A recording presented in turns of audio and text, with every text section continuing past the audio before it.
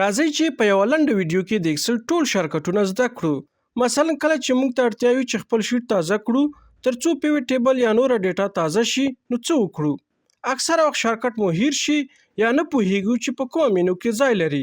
اندېښنه مه کوئ، د اکسل په نوي ورژنونو کې پورته سرچ کې ریفریش آل ولیکئ نو هم به شارټکټ درته ښکاره کړي او هم به شیټ درته ریفریش کړي. بله طریقه دا ده چې په کیبورډ کې یوازې الټ ووهئ، په دې سره ټول ریبنونه فعالیږي. فرض کړئ زه د ډیټا ریبن پرانیزم نو هغه توری چې ورته لیکل شوی دی لکه A هغه وهم. اوس R لیکل شوی نو R وهم.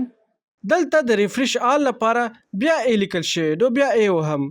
تاسو کولی شئ دا تمرین کړئ او د اکسل له ټولو شارټکټونو سره بلد شئ ترڅو کار مو چټک او اسانه شي.